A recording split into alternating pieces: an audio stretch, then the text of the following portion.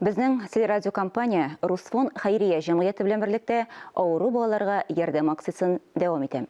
Бүген 16 яшьлек Анастасия Столярова тарихы. Ул инде 2 айлык чагыннан ук дарулар кулланып, көн саен каты авыруга каршы тора. Без аңа бергәләп ярдәм итә алабыз, хөрмәтле телевизор караучылар. Моның өчен 55-42 номерына «Дети» сүзе белән СМС хәбәр җибәрүдә җитә. Бер хәбәрнең бәясе 75 сум. Анастасия Столярова яраткан бабасы һәм тәрбиячесенә ияреп, сак адымнар белән табиб кабинетына керә. Кече яшьтән үк ул даими күзәтүдә тора. Кызга мультифокаль эпилепсия һәм туберкулез склерозы диагнозлары куелган. 2 айлык чагыннан бирле дарулар куллана, көн саен каты авыруга каршы тора. Не уходили. Судорог было.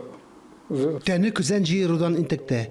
Бер көндә мондый хәл күп тапкырлар кабатланды. Хәле авыр чакларда елый, өянәкләрдән авыр чыга иде. 4 яшькә кадәр кыз сөйләшә, хәтта шигырьләр дә укый. Акрынлап хәле начарлана. Хәзер 16 яшьлек Настя сөйләшми инде. Физик үсеше дә начар. Кыз артыннан даими контроль кирәк. Туго, потому что надо содержать еще няню. Гаиләгә бик кыенга туры килә. Чөнки караучы тотабыз. Дару да сатып алырга кирәк. Тагын ипотекада түлибез. Өстәвенә коронавирус белән дә чирләп алдык. Настяга кыйммәтле дарулар кирәк.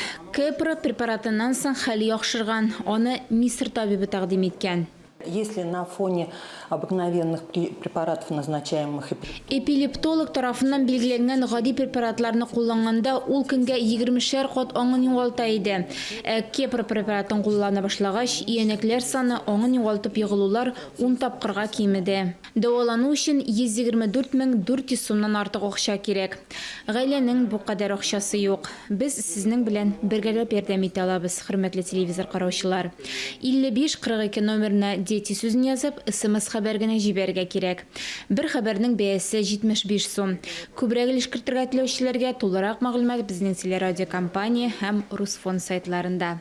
Ания Габадуллина, Лилия Талипова, Ирек Хамидуллин, Татарстан яңалыклары.